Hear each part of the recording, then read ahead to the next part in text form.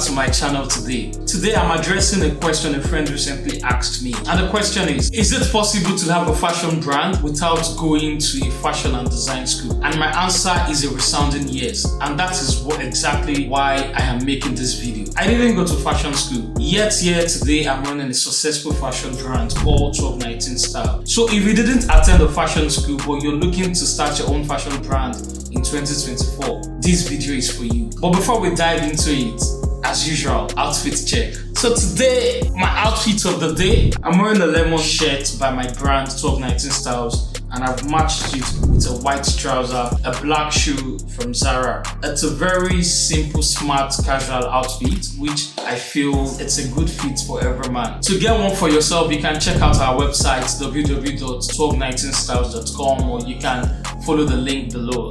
It's a very nice summer vibe. So let's get into today's topic. The first thing you need to decide when you're starting a fashion brand is, number one, you want to figure out your brand name, because your brand name will reflect your style. It is the first point of contact people are going to come across when they come across your brand. And your brand name should be a unique name. It should be something that it is unique to you. This is how you want other people in the industry to perceive you. Your brand name should tell a story about you, whether you've been there. So you might want to jot down some names, share it with family and friends, pick a name that is more personal to you. The next thing you want to choose when you're starting your fashion brand, you want to decide on what route you want to go to. What are you passionate about? Are you passionate about designing your own clothes, or do you prefer creating collections, or do you want to specialize in luxury wears? Who do you want to cater for? Do you want to specialize in just accessories? All of these are still fashion brand. The route you want to go about, it will determine how you want to go about your fashion brand. What are you passionate about? And I will advise people that what you yourself you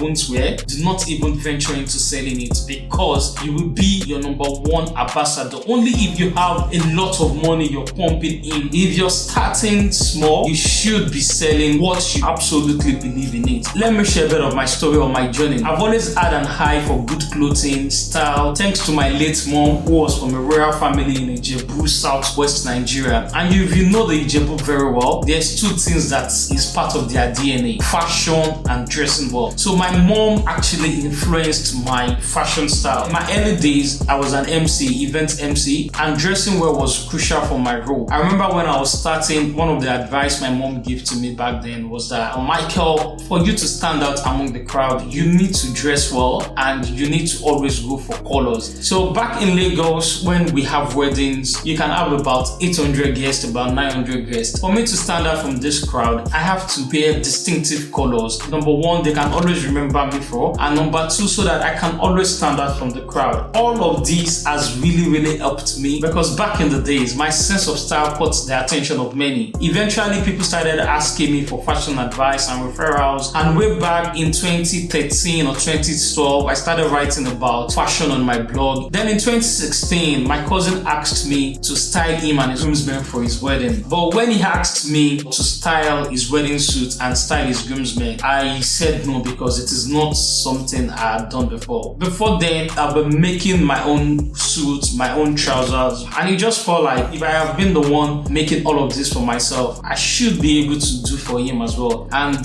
after a lot of push, I said yes to it, and today I am very thankful that I said yes, and that was how my journey into fashion began.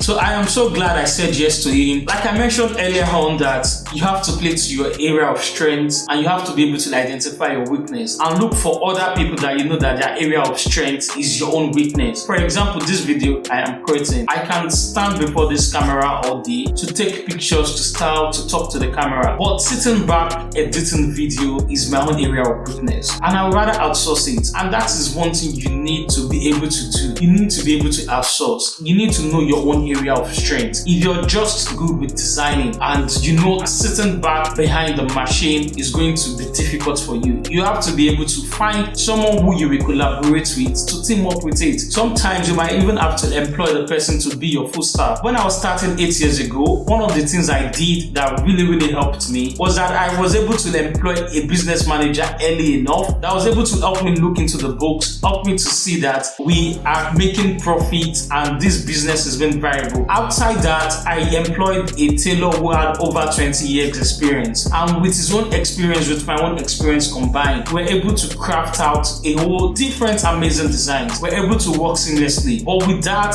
it was still a whole lot of learning curve. So you want to collaborate with other people. Another thing you need to know when you're starting your fashion brand, especially for someone who did not go to a design school, you need to establish yourself in the industry and choose a specialty. Whether it is luxury women clothing, high-end accessories, unique footwear, or elaborate costumes. Specializing in one aspect helps you cultivate a loyal following. You don't want to be jacks of all trades. Maybe as time goes on, when you get bigger and you have more loyal customers, then you can then start looking at how to cater to their other needs. By then, you have more resources. People already trust your brand. But from the beginning, you have to be known for one thing. If it is just to cater to the needs of men at this point in time, let that be your focus. And as time goes on, you can then extend when people know you and they can associate your brand to that men excellence. But at the beginning, if you're trying to do every other thing all together, you will just be here and there. And by that way, you won't be able to satisfy your true target audience. Another point I want to talk about